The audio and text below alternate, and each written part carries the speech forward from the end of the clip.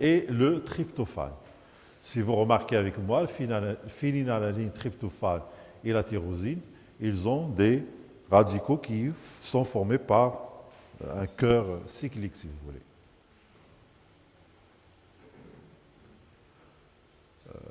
Qui est particulier, au fait, qui a une absorption de la lumière qui est particulière. Donc le dernier groupe, qui est très important, il contient la glycine, la cystéine et la proline. Alors pour la glycine, le radical, c'est un hydrogène. Très simple. C'est le plus simple des acides aminés.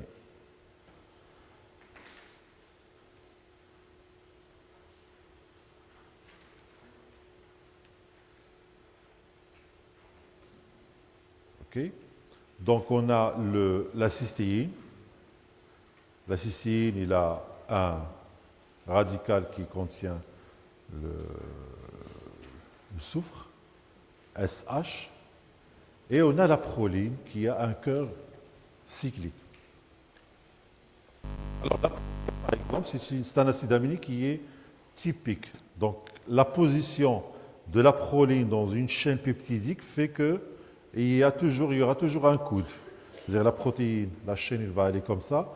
Dès qu'il y a une proline, elle va faire un virage de 90 degrés. D'accord? La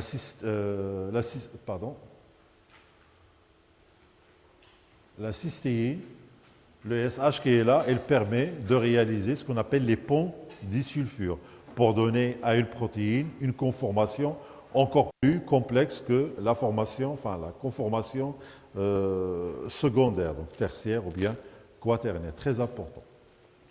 La glycine, par contre, c'est une...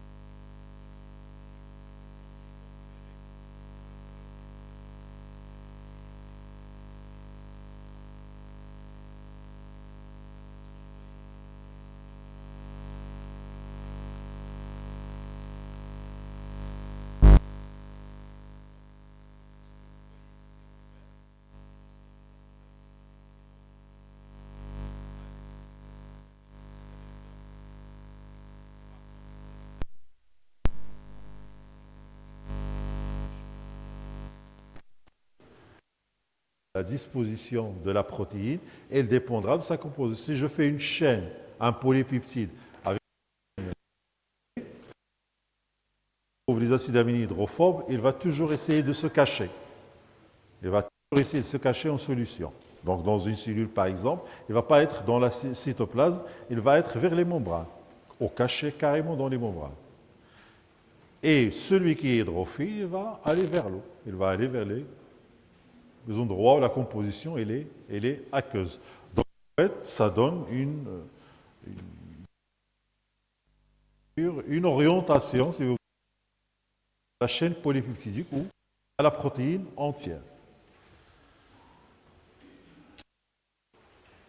Alors la structure des protéines, ou l'organisation en général des protéines, peut être déclinée en 4 niveaux. D'accord? Ce qu'on appelle le niveau d'organisation primaire, structure tertiaire et structure quaternaire. On va voir chaque état de la protéine. La forme primaire, elle décrit la séquence d'acides aminés. Par contre, les autres formes décrivent la conformation.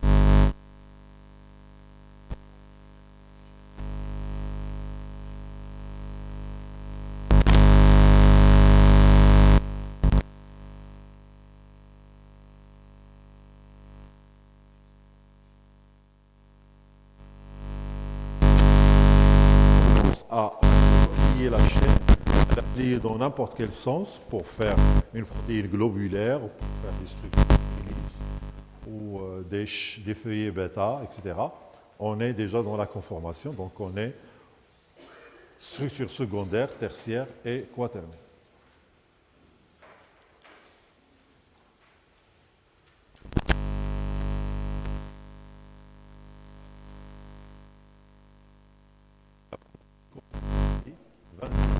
Forme la chaîne de séquence selon la formule suivante, 20n. La variété de séquences ainsi constituée devient illimitée. Donc on a 20 acides aminés dans la nature avec lesquels on pourra faire des chaînes de succession et de combinaisons infinies. L'ordre précis dans lequel les acides aminés sont alignés est dicté par le génome. L'ordre dans lequel les acides aminés seront disposés dans un polypeptide, position 1, 2, 3, 4, que sais-je, et il est dicté par le génome. Okay? Le code génétique qui conditionne cet ordre. C'est l'ADN en fait, qui conditionne l'ordre dans lequel les acides aminés seront alignés. Ainsi, une mutation ponctuelle peut induire un changement dans la séquence des acides aminés, par conséquent, la structure de la protéine. Je vais introduire une mutation, par exemple, ou une mutation qui est introduite par hasard dans le génome, dans la chaîne, dans le double brin d'ADN. Cette mutation ponctuelle, donc une seule base qui est concernée, ou une seule paire de bases qui est concernée, cette paire de bases, ce changement, il va coder pour une protéine, pour un acide aminé qui est différent dans la séquence de protéines. Ça risque de changer toute la protéine. Par exemple, si j'ai une mutation qui va placer une proline à la place d'une lysine, par exemple, eh bien, je crée une protéine avec un coude qui n'est pas la protéine, il perd sa charge positive, elle devient neutre, etc., etc. Donc, une seule mutation dans le génome, dans le gène, dans l'ADN, il peut avoir comme conséquence un changement d'un acide aminé. Changement d'un seul acide aminé peut changer carrément la fonction de la protéine. Une protéine qui interagit avec un récepteur, si j'introduis une mutation, il ne va plus s'associer avec ce récepteur parce qu'il a perdu le résidu qui lui permet cette association. Okay? Alors, dans cet exemple-là, on a ce qu'on appelle la maladie, l'anémie falciforme.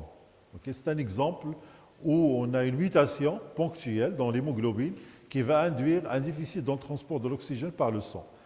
Et au fait, c'est une maladie qui est fréquente, enfin pas au Maroc, elle est fréquente dans les régions tropicales, en Afrique. C'est très douloureux parce que les globules rouges, ils vont plus avoir cette forme globulaire aplatie, ils vont être falciformes, ils vont être allongés avec des pointes d'un côté et de l'autre. Donc dans le sang, dans la circulation, ils vont faire très très très mal aux gens. Ils vont avoir des crises de douleur incroyables, les gens qui ont cette anémie. Je n'ai jamais rencontré au Maroc, mais en Afrique, oui. En Afrique, c'est un caractère héréditaire, donc ça existe comme maladie. D'accord ? Cette maladie est due donc à une seule mutation au niveau de l'hémoglobine. La conséquence, c'est le mauvais transport de l'oxygène, mais ce qui est douloureux, ce n'est pas ça. Ça, c'est une carence, c'est une anémie. Mais ce qui est douloureux, c'est la forme que les globules rouges vont avoir. La première séquence de protéines a été décrite par Friedrich Sanger. Vous avez déjà entendu parler de ça, peut-être quand les gens parlent de séquences de protéines, ils parlent de séquençage par la méthode Sanger. C'est lui qui a été le premier à séquencer la protéine. La première séquence de protéines a été décrite par Friedrich Sanger et ses collaborateurs de l'université de Cambridge en 1950. C'est déjà 70 ans. En termes de science, ce n'est pas beaucoup, 70 ans. Hein, mais il faut savoir que les 20, 25 ou 30 dernières années, c'est vraiment les nouveautés sont devenues énormes. Mais ce n'est pas grand en termes de science. Il a travaillé sur l'insuline de bœuf. Pourquoi ? Parce que c'est un c'est une protéine, c'est un polypeptide qui est court, qui fait 21 à 30 acides aminés. Donc c'est facile de le séquencer, c'est facile de travailler dessus. C'est un modèle facile à manipuler. Alors qu'est-ce qu'il a montré avec ce séquençage? Son séquençage, il est sorti avec la conclusion que les protéines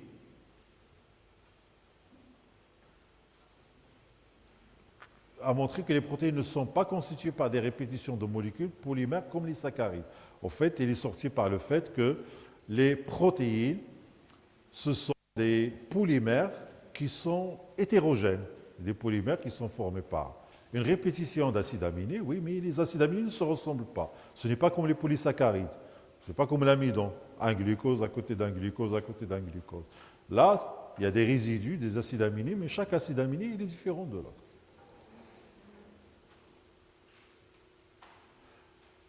Bien. Deuxième niveau d'organisation, la forme secondaire des protéines. C'est une structure en 3D de la protéine. Alors, les gens qui ont montré ça, ce sont Linus Pauling et Robert Corey. Ils ont montré que les polypeptides adoptent une forme qui permet de créer le maximum de liaisons hydrogènes entre les acides aminés voisins qui le constituent. J'explique. On a une chaîne polypeptidique, on a un polypeptide, une chaîne, structure primaire d'une protéine, avec des acides aminés. Eh bien, cette chaîne polypeptidique ne va pas rester sous forme linéaire. Elle va essayer de se replier sur elle-même. Elle va essayer de se replier sur elle-même en créant des liaisons hydrogènes. Okay? Vous avez des hydrogènes un peu partout qui sortent de ces acides aminés. Eh bien, ces hydrogènes vont s'attirer les uns aux autres pour constituer un repliement. Pour que la protéine, au lieu d'être une chaîne, elle va être une chaîne qui est collée une partie à l'autre grâce aux liaisons hydrogènes. D'accord? Alors, on aboutit à quelque chose qui ressemble à ça. Vous avez une chaîne, ok, qui va faire des liaisons hydrogènes entre elles. Donc, une chaîne qui va faire des liaisons hydrogènes. Et donc, on obtient une structure qui ressemble à ça, qui ressemble à un tube qui est enroulé, ok, de forme hélicoïdale, ce qu'on appelle une hélice. Okay? C'est une hélice avec une distance bien précise entre comment on appelle ça, il y a le mot qui m'échappe, mais je vais le trouver. Donc c'est une structure en hélice alpha. Donc on a les protéines qui vont se rouler comme ça, en formant des liaisons hydrogènes entre les acides aminés. On pourra aussi trouver cette forme, une forme qui monte et qui descend, qui monte et qui descend. C'est ce qu'on appelle la structure en feuillet bêta. Donc quand on vous dit structure secondaire, vous pensez à l'hélice alpha et au feuillet bêta. Comment est-ce possible? C'est possible parce que grâce aux liaisons hydrogènes qui se forment entre les acides aminés. Okay? C'est une question que j'ai posée hier à une candidate pour rentrer dans un master. Et il avait 19 sur 20 en biochimie structurale et il ne connaît pas les structures des protéines. Elle ne sait pas ce que c'est que la structure primaire, ce que c'est que la structure secondaire. D'accord? C'est parmi les raisons pourquoi je refais ce genre de choses que vous avez probablement déjà vues en biochimie structurale, pour être sûr que vous le savez, et que vous le savez à ma manière, la manière la plus simple. OK? Une structure secondaire, c'est l'hélice alpha, forme hélicoïdale, feuillet bêta. Donc en fait, ça confère quoi? Ça donne des structures. Si on veut construire quelque chose qui ressemble à un plancher, on va utiliser les feuillets bêta. Ça va faire un plancher. Si on veut construire quelque chose qui monte, comme un pilier, on va utiliser la structure en hélice alpha. D'accord? Bien. Alors, dans les représentations, dans les livres, vous allez trouver toujours cette représentation pour représenter les protéines, ce qu'on appelle la structure en ruban. Donc, les feuillets bêta ils sont représentés par des flèches selon la polarité, le sens dans lequel ça va. Donc ici, c'est aplati, comme vous pouvez le voir. Et les hélices alpha, c'est quelque chose qui sort, qui permet de créer des extensions de la protéine.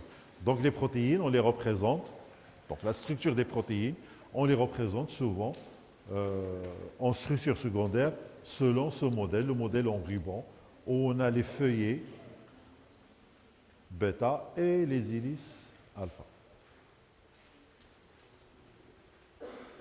Bien, maintenant on va parler de la structure tertiaire, donc primaire, secondaire. Secondaire, on est déjà en 3D. Tertiaire, on est en 3D. Mais il y a un niveau de complexité qui est additionnel, qui s'ajoute. Alors, la structure tertiaire, il décrit la conformation de tout le polypeptide. La structure est stabilisée par des liaisons non covalentes entre différentes portions du polypeptide. La structure tertiaire des polypeptides est virtuellement illimitée. Cette structure peut être déterminée par cristallographie. Donc, quelle est la différence entre la structure secondaire et la structure tertiaire? C'est que quand on parle de structure tertiaire, on parle de tout le polypeptide. On parle de toute la protéine, pas seulement de petits morceaux. Quand on parle de structure primaire, on parle d'une chaîne linéaire d'un polypeptide, d'acide aminé. Structure secondaire, il se replie sur elle-même, il crée par endroits peut-être, des liaisons hydrogènes. Structure tertiaire, eh bien, on parle de tout le polypeptide, qui peut créer des liaisons hydrogènes pour passer à la structure secondaire, mais aussi des liaisons covalentes. Alors, comment on détermine la structure tertiaire d'une protéine? Par ce qu'on appelle la cristallographie au rayon X. Alors, la cristallographie, c'est une méthode chimique que les chimistes ont utilisée pour étudier les cristaux. Peut-être aussi les géologues ont utilisé pour étudier les cristaux. Et il s'est avéré que cette technique elle est très utile pour étudier la structure des protéines. Donc, durant les années 90, les biologistes ils se sont emparés de la cristallographie pour l'utiliser pour déterminer la structure d'un grand nombre de protéines. Ce qu'on appelle la biologie structurale. Okay? Déterminer la structure d'une protéine est très important, comme je l'avais expliqué, pour comprendre comment elle marche, comment elle fonctionne. Alors, qu'est-ce qu'ils ont fait les biologistes? Ils ont utilisé les techniques de cristallographie, c'est-à-dire je prends une protéine que je produis au laboratoire en quantité suffisamment grande pour pouvoir la cristalliser. D'accord? Donc, je la mets dans des conditions physico-chimiques, surtout chimiques, de sel, etc., qui sont variables et qui permettent, au bout d'un certain temps, de constituer des cristaux. Donc la protéine, il va cristalliser, il va former des cristaux. Comme vous le savez, les cristaux, ils ont une symétrie. Tous les cristaux, ils sont caractérisés par une symétrie. Ils ont une symétrie qui les caractérise, des formes qui les caractérisent. Une fois qu'on a la protéine cristallisée, on va la mettre sous un microscope électronique. Donc on va la bombarder avec les électrons, pas pour visualiser la forme des cristaux, non, pour récupérer les rayonnements X qui sont émis par les cristaux. Donc les rayonnements X qui seront émis par les cristaux vont donner une empreinte qu'on peut récupérer sur une plaque radiographique. Une empreinte, c'est-à-dire sur une radio, sur un film radiographique, on va avoir des spots qui se répètent de façon régulière. Okay? Ces spots, ils correspondent au cristal qu'on a fabriqué. Bien, ce n'est pas fini parce que jusque-là, on ne peut rien voir. Okay? On ne peut pas voir la structure de la protéine, on ne peut pas la voir. Ce qu'on doit faire, c'est qu'on doit prendre ces formes, les donner à un ordinateur et procéder à un calcul mathématique. Un calcul mathématique qu'on appelle les séries de Fourier. En fait, ce sont des suites mathématiques qui permettent de déduire une forme à partir d'une forme, etc. Donc l'ordinateur, il fait le calcul et il va proposer une structure. Il va proposer la structure de la protéine qui est en hélice, qui est en qui peut être représenté de cette façon-là. D'accord? Donc, c'est une technique qui, en même temps, il va faire travailler les chimistes pour ce qui est de la cristallographie, il va faire travailler les physiciens pour la microscopie électronique. Bon, les biologistes, ils peuvent faire tout ça, hein. C'est ça le point fort des biologistes. Ils peuvent faire de la chimie, ils peuvent faire de la physique et ils peuvent faire des maths. C'est ça le point fort des biologistes. C'est pour ça que vous avez en première année les maths, la physique, la chimie. Donc vous connaissez tous ces domaines-là. Donc un biologiste, il peut faire la cristallographie, mais un chimiste, il peut la faire aussi. C'est un domaine de la chimie. La microscopie électronique, un biologiste peut la faire, mais c'est le domaine de la physique. Ensuite, étudier la séquence et l'analyser par ordinateur, un travail d'informaticien ou de matheux, un biologiste peut le faire aussi. Et à la fin, on a des structures. Mais on a juste des propositions de structures. Et ces propositions de structures ne seront jamais définitives parce que monsieur qui travaille dans son coin, je dis n'importe quoi, à Casablanca sur la structure de la protéine de l'hémoglobine, il va trouver une structure qui est différente, légèrement différente de celui qui travaille à Londres sur la même protéine. Mais qui a raison et qui a tort, on ne sait pas. Parce que à la fin, pour établir la vraie structure, il faut compléter avec les connaissances qu'on a sur cette protéine-là, sur son rôle, qu'est-ce qu'elle fait, sa chaîne polypeptidique, etc., etc. Et cette compréhension-là, c'est les biologistes qui l'ont, c'est les biochimistes qui l'ont. D'accord? C'est-à-dire, j'ai travaillé à un moment donné avec des gens qui essaient de déterminer la structure moléculaire, la structure moléculaire de la protéine VP4 du rotavirus. C'est une protéine qui forme le spicule. Alors, au même moment, il y a des papiers qui ont été publiés qui montrent des formes qui étaient légèrement différentes de la protéine. D'accord? Tout le monde pense qu'un spicule, il peut être pointu vers l'extérieur. Il y a des gens qui vont proposer des structures pointues vers l'extérieur, des gens qui vont proposer des structures avec des protéines globulaires au sommet. Ça dépend de la lecture de la personne. Mais c'est la forme définitive ou la forme finale ou la forme qui va être adoptée par tout le monde, c'est la forme à laquelle tout le monde peut arriver à la fin. D'accord? C'est-à-dire, beaucoup de gens ils vont publier des papiers et quand on arrive, la structure sur laquelle beaucoup de gens sont d'accord, c'est elle qui va être adoptée. OK? Alors, pendant longtemps, on a cru qu'une protéine a une structure tertiaire unique, qui ne change pas. Faux, parce que les protéines, ils ont un dynamisme. Les protéines, ils changent.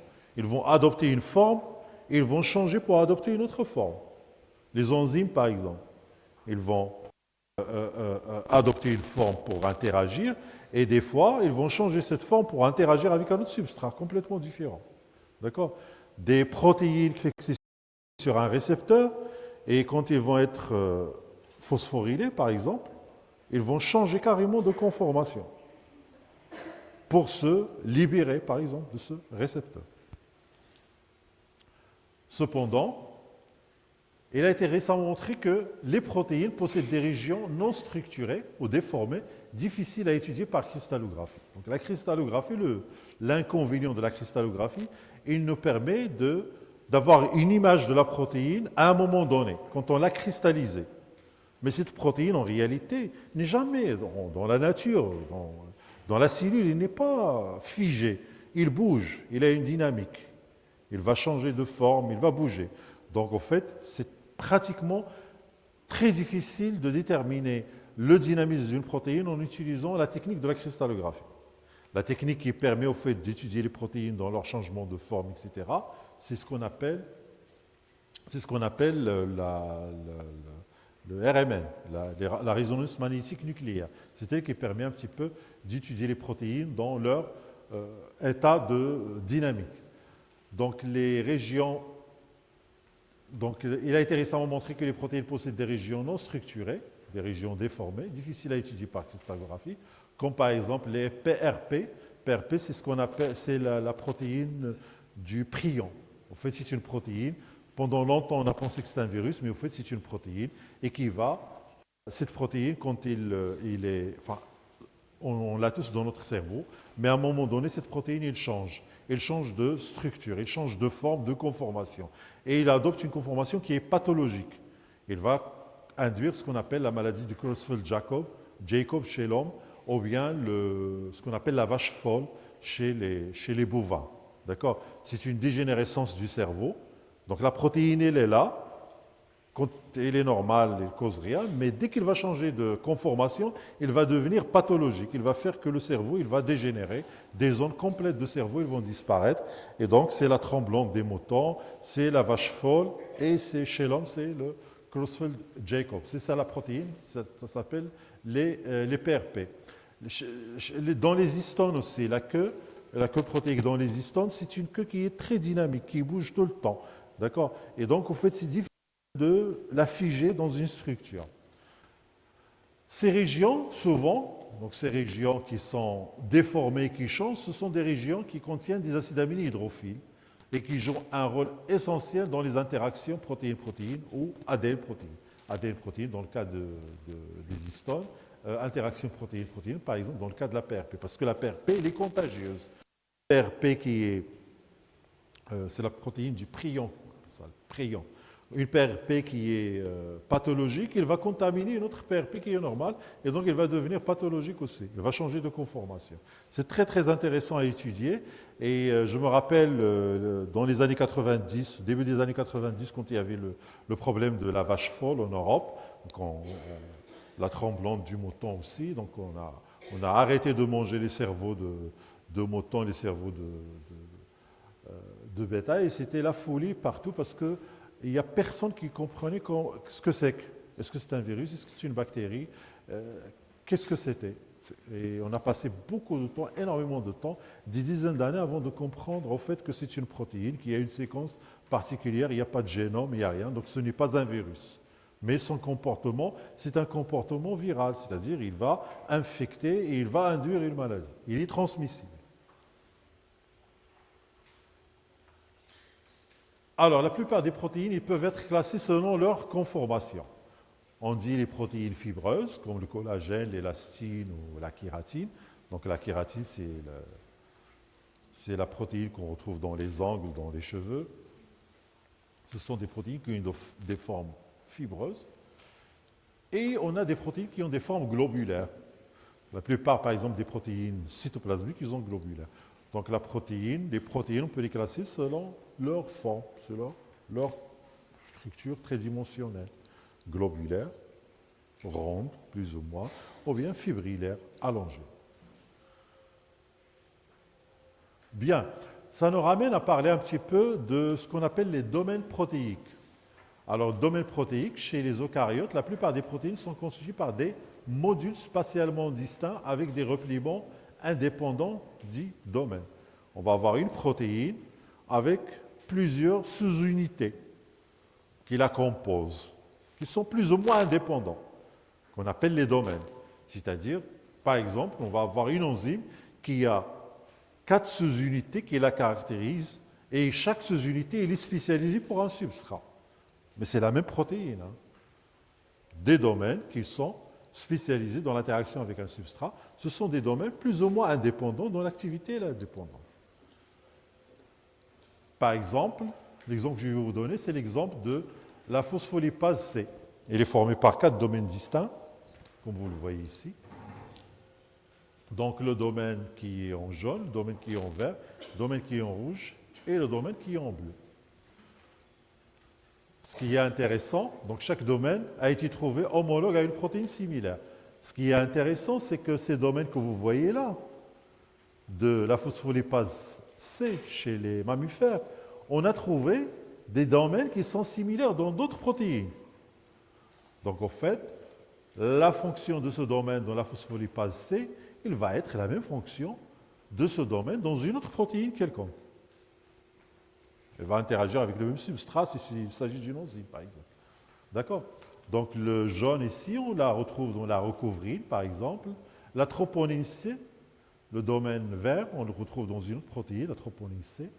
Le domaine bleu de la phospholipase C chez les mammifères, on le retrouve dans la phospholipase C, donc c'est la phospholipase C chez les bactéries.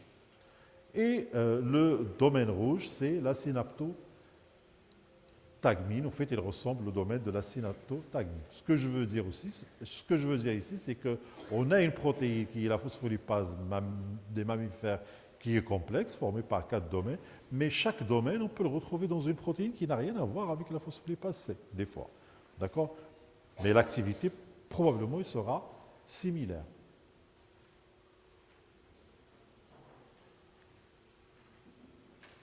Alors, les domaines protéiques représentent des structures qui fonctionnent de façon semi-autonome, comme une enzyme qui pourrait avoir plusieurs domaines qui se fixent sur des différents cofacteurs. Les domaines protéiques sont souvent associés à une fonction particulière. Donc, c'est ce que je viens d'expliquer. L'existence des domaines protéiques peut être un caractère évolutif dû à la fusion de l'expression de gènes qui codent pour différentes protéines. Si je reviens ici, si je reviens sur le schéma que je vous ai montré ici, donc l'organisation en domaine de la phospholipase C, il peut être, donc les domaines, il peut être dû à une fusion de gènes de cette protéine, de cette protéine, de cette protéine et de celle-là. Ce n'est pas exclu, c'est-à-dire des gènes qui étaient dans des endroits différents, ils se sont rapprochés les uns des autres, ils ont fusionné et à la fin ils ont donné une protéine avec 4 domaines. Ce n'est pas exclu. En fait, c'est parmi les choses qu'on utilise pour comprendre un petit peu l'évolution des molécules, donc l'évolution des organismes, par ricochet.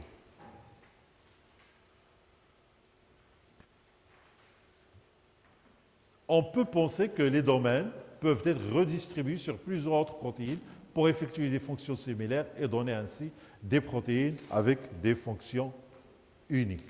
C'est ce que j'ai expliqué. Plusieurs domaines sous-unités sur une protéine. Si on retrouve ce domaine dans une autre protéine qui n'a rien à voir avec la première, il peut jouer le même rôle dans l'autre protéine. Parce que c'est sa structure, c'est sa forme qui lui permet de jouer ce rôle-là.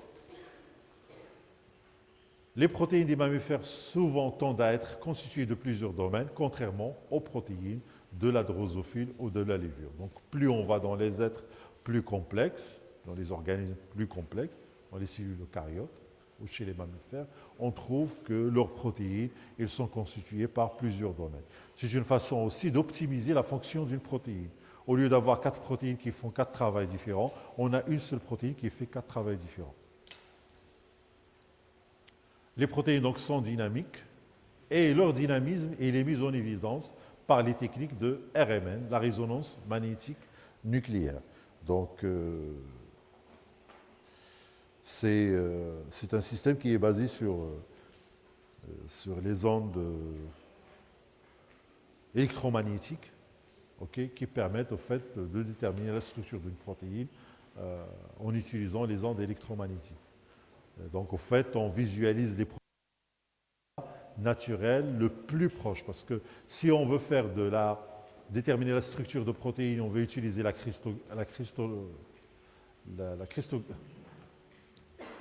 cristallographie. La cristallographie, on va prendre la protéine, on va la cristalliser. Donc déjà, on introduit un biais, on change la forme de la protéine. Ce n'est pas comme la résonance magnétique nucléaire. La résonance magnétique nucléaire, on produit une protéine, on peut regarder carrément la protéine dans son site, c'est-à-dire au niveau de la membrane, dans la cellule, etc. D'utiliser les bonnes méthodes de fixation pour sauvegarder les protéines dans leur état naturel le plus proche. Alors, les structures quaternaires. Les structures quaternaires, ce sont des polypeptides formés par des sous-unités qui sont reliées entre elles par des liaisons non convalentes ou par des ponts disulfures entre résidus cystiques. On passe de la structure tertiaire au quaternaire, on introduit les ponts disulfures. C'est les ponts disulfures qui donnent l'état final conformationnel, qui est l'état. Quand on coupe les ponts disulfures, on détruit la conformation quaternaire. D'accord? Une protéine formée par deux sous-unités similaires est dite homodimère. Par contre, une protéine formée par deux sous-unités différentes est dite hétérodimère. Je vous donne ici 2 exemples. La structure quaternaire du TGF-bêta, c'est un homodimère. Donc, on a une protéine qui qui est formé par deux sous-unités qui se ressemblent. La sous-unité jaune et bleue, ce sont deux sous-unités qui se ressemblent. Donc il est formé par... C'est un homodimère. Il est formé par un dimère et il est homogène. C'est le même, un homodimère. Par contre, l'hémoglobine, c'est une protéine qui est formée par 4 sous-unités et qui ne se ressemblent pas. La sous-unité alpha, alpha 1, alpha 2, bêta 2 et bêta 1. Donc c'est un hétérotétramère formé par 4 sous-unités qui ne se ressemblent pas. Okay?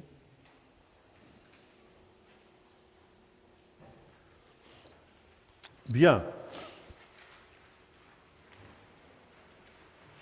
Donc on a fini pratiquement avec les structures et les conformations que les protéines peuvent avoir. Ce qu'il faut retenir, c'est que la structure d'une protéine, la conformation trois-dimensionnelle de la protéine, il conditionne sa fonction. On dit toujours la fonction, elle est liée à la structure. On peut déduire la fonction de la structure. Okay? Également, on peut déduire la structure de la fonction quand c'est compliqué.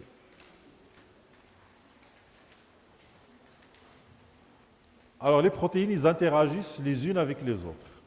Pourquoi j'introduis l'interaction ici? Parce qu'une protéine qui a une conformation, protéine qui est comme ça, il va interagir avec une protéine qui est comme ça, qui est complémentaire. D'accord? Donc, l'interaction protéine-protéine implique que ces protéines-là, ils ont des conformations qui sont complémentaires pour créer ensuite ce qu'on appelle les liaisons de Van der Waals ou les liaisons en fait non covalentes qui permettent à une protéine d'interagir avec une autre. Soit interagir avec la protéine pour la catalyser, ou bien interagir avec la protéine pour déclencher un processus qui arrive par la suite. Quand je dis ça, je pense souvent au récepteur à la surface de la cellule, un virus qui vient avec sa molécule de surface qui s'imbrique dans le récepteur, eh bien, il va déclencher un signal qui est en bas à l'intérieur de la cellule qui va permettre au virus de rentrer, qui va permettre à la porte de s'ouvrir pour laisser rentrer le virus. D'accord? Alors, exemple ici, la pyruvate déshydrogénase que vous connaissez, donc de l'Escherichia coli, la pyruvate déshydrogénase, vous avez entendu parler de cette enzyme dans tout ce qui est métabolique, dans le métabolisme dans la glycolyse. C'est un complexe constitué par 60 chaînes polypeptidiques, formant en même temps 3 enzymes. Donc la pyruvate déshydrogénase, c'est 3 enzymes dans une seule protéine, formées par 60 chaînes polypeptidiques. Cette enzyme catalyse en même temps une série de réactions différentes lors de la glycolyse et dans le cycle citrique ou le cycle de Krebs. Alors, en microscopie électronique, la protéine, il a cet aspect. Donc, on peut la modéliser et on peut la visualiser comme ça. Au niveau moléculaire, il ressemble à ça. Donc, il a 60 chaînes polypeptidiques et il a 3 blocs différents. Il est formé par 3 sites catalytiques que vous voyez là en blanc. Ce sont les sites catalytiques de la protéine. Et le reste, ce sont les 60 blocs, les 60 sous-unités qui forment, polypeptides qui forment la pyruvate déshydrogénase. Alors, les protéines, ils interagissent entre elles et tendent à avoir des domaines complémentaires. C'est ce que je vous montre ici. Je ne me rappelle plus quelle protéine j'ai choisi ici. Lorsque ces molécules rentrent en contact, elles forment des liaisons non covalentes qui stabilisent cette interaction. Par exemple, oui, voilà, c'est le domaine SH3 présent dans plusieurs protéines impliquées dans la signalisation. Alors, la plupart des molécules qui sont exprimées à la surface des cellules, ils ont un domaine qui est extérieur, accessible, dans lequel l'interaction se fait. Et ils ont un domaine qui est intérieur, qui est transmembranaire, qui traverse la membrane, et un domaine qui est cytoplasmique. D'accord? Et ils sont caractérisés par la présence de ce domaine qu'on appelle le domaine SH3. D'accord? Donc, si vous voulez, vous avez le domaine SH3 qui est là, et la protéine qui va s'imbriquer exactement dans la fente que cette protéine lui permet. D'accord? Donc, c'est une interaction protéine-protéine et qui est pilotée, qui est due à la conformation complémentaire de ces deux protéines. En fait, la surface du domaine SH présente des poches Donc le domaine SH, schématiquement, il ressemble à ça. Il présente des poches hydrophobiques qui seront occupées par des domaines complémentaires d'autres protéines. Donc à l'intérieur des poches, on a des acides aminés qui sont hydrophobes. Donc ils vont se lier seulement avec d'autres acides aminés, avec de la matière organique. Il n'y aura jamais d'eau qui va rentrer. Il y aura aussi en fait, de l'autre côté, ça sera aussi, donc les protéines qui vont s'imbriquer ici seront aussi des protéines, enfin les résidus qui vont s'imbriquer seront aussi des résidus qui seront hydrophobes. Bien. Alors, dans la nature, ils sont repliés. Ils ont une forme repliée. Ils ont une forme qui va se replier à un moment donné, qui va se rouler pour créer une structure donnée. Ce qu'on appelle le repliement. Chaque protéine il est replié pour avoir une forme. La forme la plus stable, la forme qui lui permet d'exister et de rester comme elle est.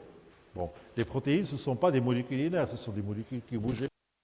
Mais dans un milieu, dans le cytoplasme, ils ont besoin d'être stables.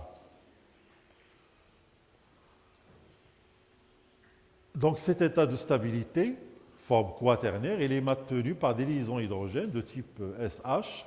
Le reliement il peut être rompu par réduction du groupement SH, par des agents chimiques ou bien physiques, tels que le mercaptoéthanol et la température, les deux en même temps. Okay? La température pour casser les ponts hydrogènes et le mercaptoéthanol pour casser les ponts disulfure. Donc une protéine native, c'est une protéine qui est stable, qui est dans son état naturel, on appelle une protéine native. Elle doit être repliée, elle doit être enroulée de différentes façons. Ce repliement, il peut être interrompu, et donc la protéine n'est plus native. C'est une protéine qui est dénaturée.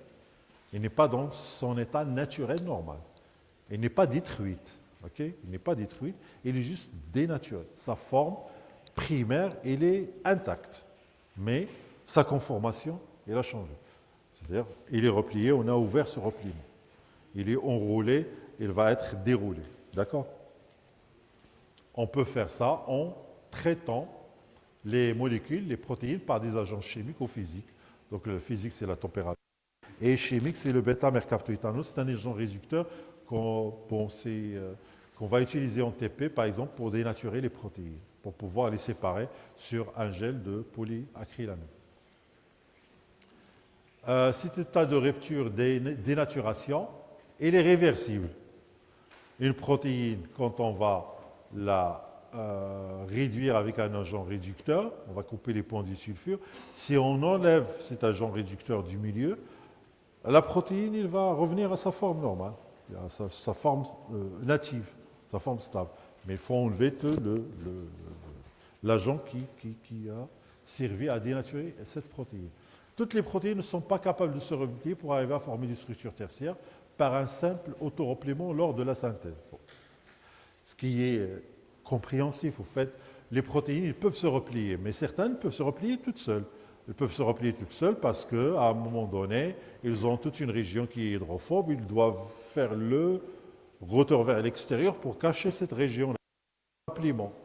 Mais il y a des protéines qui ne peuvent pas le faire, qui ne peuvent pas être repliées. Ils ont besoin d'autres molécules pour les aider à se replier. Les autres molécules qui vont les aider à se replier, ce sont aussi des protéines. Okay? Ce qu'on appelle les protéines chaperones. Les protéines chaperones qu'on retrouve, dont on va parler si certains d'entre vous font le cours d'immunologie en E6, on va parler des protéines chaperones. Ce sont des protéines qui vont intervenir lors de la présentation des antigènes par les molécules de CMH. C'est-à-dire, au fait, ils vont prendre des peptides, des morceaux d'antigènes à présenter, ils vont les prendre, ils vont les replier et ils vont les installer sur les molécules de CMH. Donc le fait que des antigènes se mettent sur un complexe de CMH comme une boule dans ma main pour être présenté à l'extérieur, eh bien cette organisation-là, elle est aidée par des protéines chaperones. souvent, d'autres protéines interviennent pour aider les protéines naissantes à se replier correctement. En même temps, en les protégeant contre une interaction involontaire avec d'autres protéines. Ce sont ce qu'on appelle les protéines chaperones. Donc, en même temps, ils vont les aider à s'installer. En même temps, ils vont les protéger contre une réaction quelconque qui est indésirable. Je reviens sur l'exemple des molécules de CMH. Alors, la présentation des antigènes se fait de deux façons.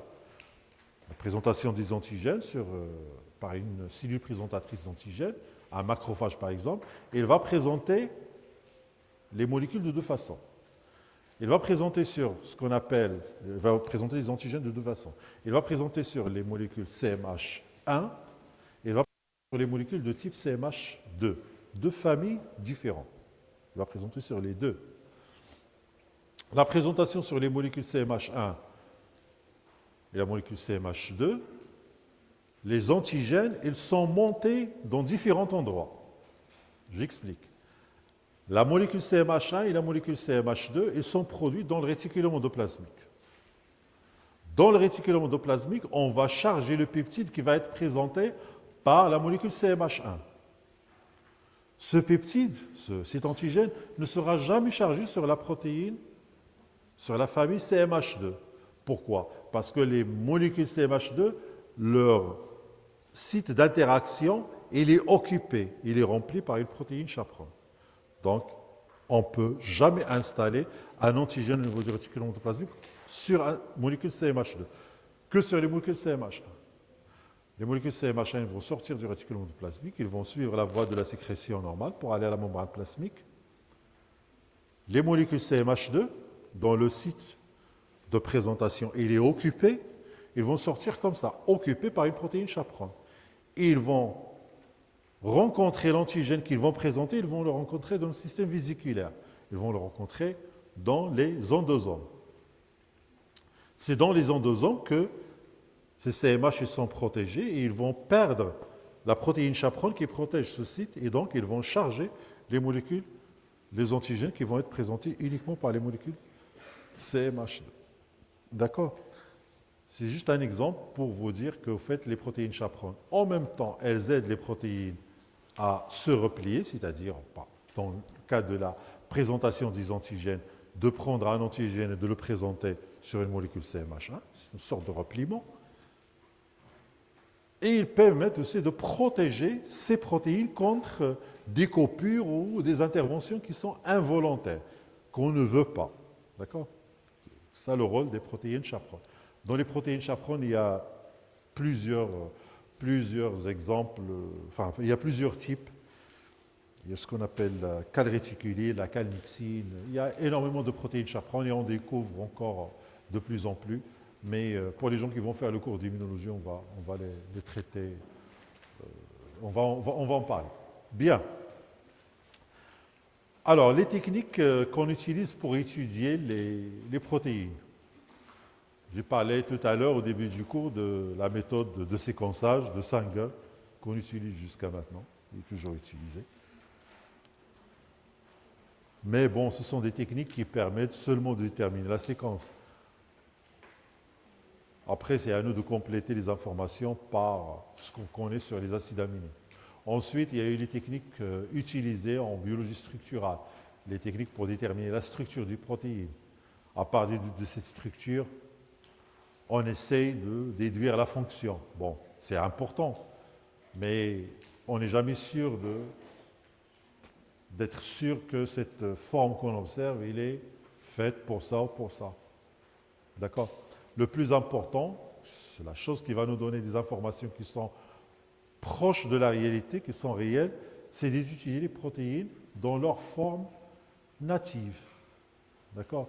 De les étudier dans leur site d'action, d'étudier les protéines directement dans la cellule, dans les conditions physiologiques normales, où les protéines bougent, elles sont dynamiques.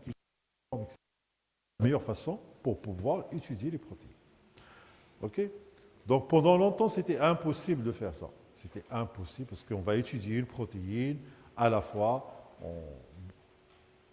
On a fait énormément de choses. Par exemple, on peut prendre une protéine et étudier son transport de façon unique. On regarde une seule protéine qui est transporté dans la cellule.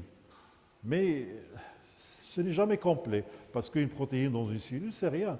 La protéine, il interagit avec d'autres protéines. Donc il est important d'étudier les protéines le plus proche possible dans leur état natif, dans leur état dans lequel ils se déplacent, ils bougent. Après, il y a eu ce qu'on appelle les interactions double hybrides. En fait, beaucoup de gens se sont intéressés aux interactions protéine-protéine. La plus fameuse interaction protéine-protéine que vous connaissez, c'est l'interaction antigène-anticorps. C'est une interaction protéine-protéine. Pendant longtemps, on était intéressé par savoir quelle protéine va interagir avec qui, quelle est la protéine qui va être, quel est le couple, enfin, quels sont les couples de protéines, si vous voulez, quelles sont les protéines qui interagissent pour un peu de comprendre les mécanismes et les fonctions. Donc, on a utilisé après des techniques qu'on appelle les double hybrides.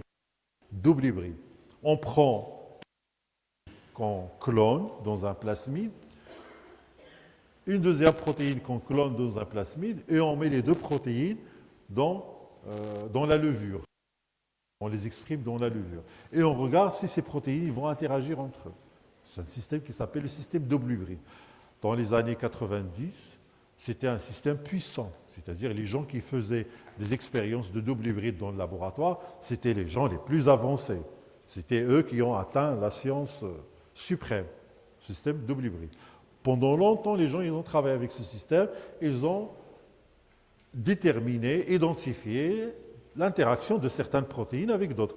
Mais cela part de l'hypothèse déjà qu'on se fait au départ. C'est-à-dire, on va prendre une protéine en pensant que cette protéine il pourrait interagir avec une autre. Et donc, on transfecte les deux. Et quand, disons, on part de l'hypothèse que ces deux protéines vont interagir. S'ils ne vont pas interagir, on n'est pas intéressé. D'accord? On ne va pas les étudier. Donc pendant longtemps, on a utilisé ces techniques. Mais vous voyez, je vous donne un certain nombre de techniques qui permettent d'étudier les interactions protéines-protéines, mais ce sont toujours des techniques limitées. La limitation vient de quoi? Vient du fait qu'on est dans un laboratoire et qu'on peut étudier juste quelques protéines à la fois. Une protéine, deux maximum à la fois. Okay? Il y a aussi les gens qui ont étudié les interactions par des systèmes, ce qu'on appelle le biaccord. En fait, il y a des sociétés pharmaceutiques qui ont fabriqué des machines qui permettent de faire circuler une protéine et de la faire retenir par une autre protéine. Une protéine qui est là, comme matrice, et une protéine qui circule. Si la protéine qui circule est retenue, ça veut dire qu'il a interagi avec la protéine qu'on a installée déjà. Mais tout ça, ça part de l'hypothèse que cette protéine va interagir avec une autre. Sinon, ils ne vont pas interagir. On sort bien. Récemment, très récemment, il y a ce qu'on appelle la protéomique. Donc ça, c'est vraiment la révolution au niveau de la biologie. La protéomique, la génomique, la métabolomique. En fait, ce sont des techniques très puissantes qui permettent d'étudier plusieurs paramètres à la fois, plusieurs protéines à la fois, en même temps, dans leur milieu naturel, etc. Et donc, le nombre de données qu'on peut obtenir, il est énorme et on peut passer des mois et des mois à analyser ces données. Okay? Dans notre laboratoire, on a fait des travaux sur tout ce qui est génomique. Par exemple, on a déterminé le microbiote, ce qu'on appelle le microbiote, c'est-à-dire la flore microbienne de la région cervico-vaginale chez les femmes, pour comprendre un petit peu pourquoi certaines femmes ils ont le cancer à cause de l'infection par les HPV et d'autres n'ont pas. Donc on a pensé que l'hypothèse c'était d'étudier la flore microbienne qui se trouve dans cette région-là et d'essayer d'établir une carte de cette flore qui permet peut-être, l'hypothèse, de protéger certaines femmes. Parce que tout le monde, pratiquement 100% de personnes, les hommes et les femmes, ils sont infectés par le HPV. Par les formes sévères et les formes hautes de HPV. Mais il y a très peu de gens, parmi ces gens-là, qui vont aller pour développer un cancer. Pourquoi les gens qui ont l'infection, certains ne développent pas le cancer et d'autres le développent? Plusieurs hypothèses. Parmi ces hypothèses, peut-être le microbiome cervico-vaginal qui va donner une santé, la flore microbienne, la distribution de la flore microbienne, la nature des bactéries qui sont présentes, ils vont protéger les femmes. Ou alors, le déséquilibre dans cet équilibre-là, il va être en défaveur des femmes et il va, en fait, favoriser l'infection et donc l'induction du cancer. On ne peut pas étudier les bactéries comme ça quand on ne sait pas quelles sont les bactéries qu'on va étudier et combien il y en a et quel est leur niveau de présence. Donc, on va screener tout. On va screener tout ce qui se trouve. Et donc, on va obtenir énormément de données qu'on va analyser par la suite. Eh bien, la protéomique, toutes ces techniques-là, c'est à peu près la même chose. On va étudier tout en même temps. Les données qu'on va obtenir, c'est des big data, c'est des données de grandes big data, enfin, des données de grande taille qu'on va réunir et qu'on va analyser. On peut faire la manip en 15 jours ou un mois et on peut passer une année à 2 ans à analyser les données. D'accord? Alors, la protéomique, par exemple, c'est le domaine qui étudie ou fait l'inventaire de toutes les protéines, le protéome, produites par un organisme. On prend une cellule et on va étudier toutes les protéines qui sont à l'intérieur. On va dire quelles sont ces protéines, la quantité de protéines, quelle protéine interagit avec l'autre, etc. Vous voyez le nombre d'informations qu'on peut obtenir en même temps. Cette discipline, elle aide les biochimistes à répondre à certaines questions relatives à une protéine. Par exemple, son activité in vivo et comment cette activité permet de réaliser une fonction particulière. Par exemple, la locomotion, la réplication. Donc on peut étudier les protéines in vivo et in vitro. Quand je dis in vitro, c'est-à-dire en fait dans un système de culture cellulaire. C'est ex vivo. On est vraiment dans la réalité cellulaire. Donc on peut étudier une activité et la fonction de cette activité. On peut étudier la structure aussi de la protéine en 3 dimensions. Déterminer quelles sont les modifications post-traductionnelles qu'elle a subies. Est-ce qu'elle est glycosylée ou pas? Le rajout de phosphate, de glucides. Comment cela modifie sa fonction? Est-ce que quand elle est glycosylée ou phosphorylée, elle va avoir une fonction différente? Tout ça en même temps. La quantité de protéines présente et quelle est sa demi-vie. Donc la quantité, le niveau d'expression, beaucoup, petit, parce que bon, quand on fait des expériences et qu'on veut étudier une protéine simple, souvent on tombe dans une erreur. C'est on exprime énormément cette protéine, on surexprime cette protéine. Et donc, des fois, ça pourrait bloquer sa fonction ou exagérer sa fonction. Mais là, on n'a pas ce problème-là parce qu'on est dans la réalité et on détermine le vrai niveau d'expression des protéines et leur demi-vie, combien de temps ils vont vivre. Est-ce que la quantité elle change durant quelconque activité? Est-ce que la quantité, le niveau d'expression, il a une conséquence pathologique, une maladie ou autre chose? On peut déterminer les protéines qui interagissent les unes avec les autres. Pour répondre à ces questions, les biologistes ont l'habitude d'étudier des protéines à la fois, mais avec l'arrivée de la protéomique dans les années 70, il est devenu possible de répondre à ces questions sur une grande échelle. Bon, marquer l'apparition de la protéomique aux années 70, c'était vraiment les pionniers. Hein? Donc il y a les années 70, ça fait 50 ans. 50 ans, on a commencé à mettre au point ces techniques. Mais ces techniques-là, elles sont devenues maintenant très faciles à utiliser en routine, c'est-à-dire les techniciens qui n'ont pas forcément un grand bagage de connaissances de protéines, ils peuvent utiliser les robots et les machines pour pouvoir obtenir les datas qui seront ensuite analysées. C'est-à-dire, en fait, c'est des techniques qui sont rodées, qui sont validées et qu'on peut utiliser en routine. D'ailleurs, tout ce qui est génomique, tout ce qui est microbiote, dans les hôpitaux, on peut l'utiliser, enfin, pas encore au Maroc parce que bon, on ne voit pas encore l'intérêt, mais dans plein d'hôpitaux en Europe et aux États-Unis, ou en Amérique du Nord en général, on utilise les techniques de protéomique pour comprendre, pour identifier certains types de maladies, surtout les maladies rares. Bien, ensuite vient ce qu'on appelle le génie protéique. On ne va pas seulement utiliser les protéines dans leur milieu, dans leur interaction, on va carrément produire des protéines. Ok. Demain, vous finissez, vous avez votre licence, vous faites un master de biotechnologie, je ne sais pas quoi, vous allez peut-être travailler dans le privé, dans une boîte. Ils vont exister au Maroc, c'est sûr, parce que c'est un domaine qui est très lucratif, produire des protéines.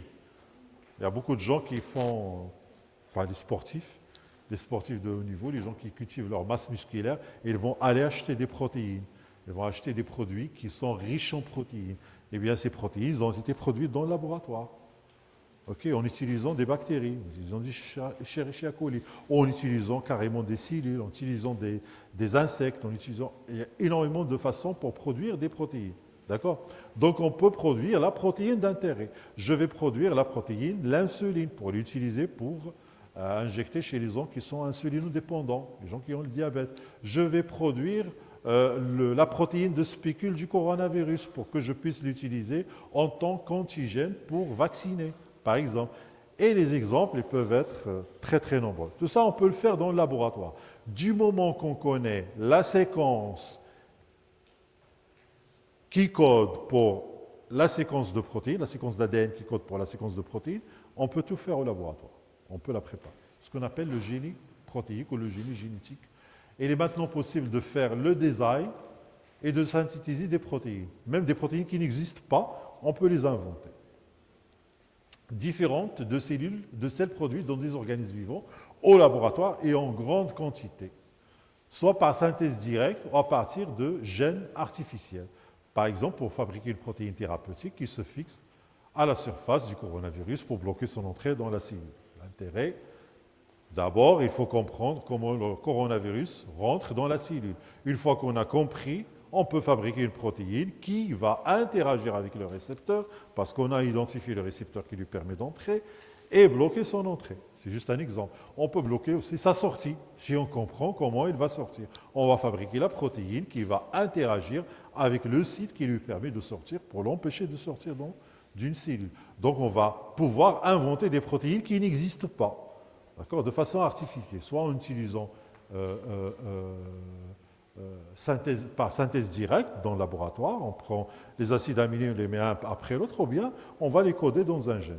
C'est le plus simple, c'est de les coder par un gène parce que ça va donner des protéines qui se replient de façon correcte. Alors, les protéines et l'adaptation à l'évolution. Je parle énormément d'évolution dans ce cours, ce n'est pas parce que c'est un domaine qui est très important en fait. Il y a pendant de l'époque de Darwin, par exemple, on a fait que des observations. On observe des choses. On voit qu'un animal, je dis n'importe quoi, je ne suis pas un évolutionniste, mais on essaie de trouver, la théorie de l'évolution, il repose sur des observations qui sont morphologiques. Et on a introduit des théories dedans qui un petit peu expliquent l'adaptation. Mais quand on descend au niveau moléculaire, c'est encore plus évident. Parce que c'est encore plus facile de fabriquer une protéine qui descend d'une autre protéine. C'est-à-dire une protéine, il peut évoluer facilement. Un gène qui va exprimer une protéine évolue rapidement. Encore une fois, l'exemple des virus. Les virus qui sont infectieux, vous avez suivi tous l'épisode de coronavirus, qui est un épisode très très récent. On a un virus qui apparaît. Au bout de 6 mois, un variant du premier virus qui apparaît. Après, on a un autre variant qui apparaît. Vous voyez que c'est rapide, c'est une évolution. On varie du virus de départ pour arriver à des... Au bout de 10 ans, variant après variant, on va arriver à un virus qui est complètement différent, qui a changé ses protéines de surface et donc qui va aller rentrer dans la cellule en utilisant des récepteurs complètement différents. C'est ça l'évolution. C'est ça l'évolution. Et vous la comprenez vous la comprenez rapidement quand vous regardez les molécules, parce que l'évolution des molécules, elle est rapide.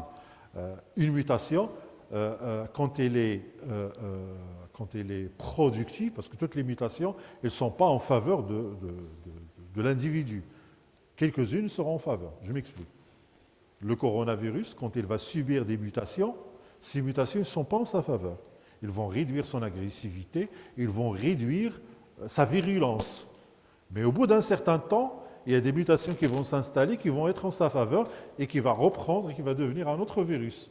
C'est toujours le corona, mais une souche complètement différente. D'accord?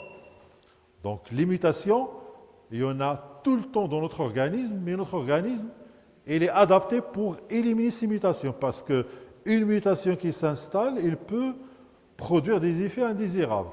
Mais une mutation qui s'installe et qui ne produit pas d'effets indésirables ne peut être que bénéfique à la longue. C'est-à-dire qu'elle va nous permettre d'évoluer.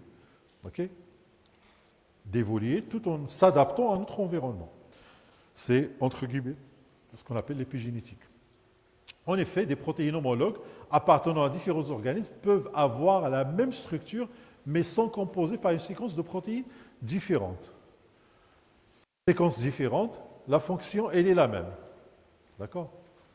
Donc, les protéines homologues appartenant à différents organismes peuvent avoir la même structure, mais sont composées par une séquence différente. Plus la distance, l'évolution entre les organismes est grande, plus la séquence qui les compose est différente. Donc, quand on a une séquence, on peut classer par voisinage les êtres vivants selon la séquence d'ADN, selon les homologies qui se trouvent entre elles. Plus les homologies sont grandes, plus les deux espèces sont proches dans l'arbre généalogique. Plus ces différences, plus les espèces sont dans l'arbre généalogique. Dans certains cas seulement, quelques acides aminés restent conservés chez les espèces différentes. Ces observations indiquent que lors de l'évolution, les changements de la structure tertiaire sont plus lents que les changements de la chaîne primaire. Donc, au fait, il est très facile de changer la chaîne primaire, mais il est très difficile de changer la chaîne, la structure 3D. On peut changer la chaîne primaire, mais la structure, elle reste la même. C'est-à-dire les changements qui ont eu lieu, pour être productifs, ils vont garder la même structure 3D. Et les changements qui vont se faire sur la structure 3D, on a l'impression qu'ils se font très, très doucement. Mais les changements qui se font au niveau ponctuel, ils se font rapidement parce qu'il suffit qu'il y ait une mutation pour qu'un acide aminé change complètement. Mais est-ce que cette protéine qui a effectué ce changement d'acide aminé va changer de structure? Reste à voir, parce que si n'est pas fonctionnel, elle va être éliminée. Et donc, on garde que les protéines fonctionnelles. Donc, l'évolution sur des protéines natives correctement repliées, elle prend du temps comparé à la chaîne primaire. Alors, l'évolution produit différentes versions de protéines dans différents organismes. Par exemple, différentes versions de globines et de collagène codées par le génome. Ces dernières versions de protéines sont dites isoformes. Donc, le terme isoforme, il est introduit ici parce qu'on a des versions différentes de protéines dans différents organismes. Par exemple, différentes versions de globines. Donc, on a des isoformes de globines et des isoformes de collagène. Ce sont des formes adaptées à fonctionner dans différents tissus et à différentes étapes de développement. On peut, par exemple, si on s'intéresse à l'actine, au filament d'actine, il y a à peu près 6 isoformes différentes de filaments d'actine selon l'endroit où se trouve la protéine principale. Donc, c'est le cytosquelette. Selon le type de cellule dans lequel on se trouve, on peut trouver différents isoformes. Deux différentes isoformes dans ce qu'on appelle le muscle lisse, un isoforme différent dans le muscle squelettique, un dans le muscle cardiaque et deux restants dans les autres types de cellules. 3 différents types d'actine. Isoformes d'actine. Les molécules se regroupent en familles de protéines plus larges, ce qu'on appelle les superfamilles. Bien, je vais m'arrêter là et la prochaine fois, on va continuer avec les acides nucléiques et on va à un nouveau chapitre. S'il vous plaît, s'il vous plaît. Est-ce que vous avez des questions sur ce qu'on a fait jusqu'à maintenant? S'il vous plaît, est-ce que vous avez des questions? Non? Bien, bon courage. On se retrouve donc la semaine prochaine pour le cours et lundi matin pour les derniers groupes de TD.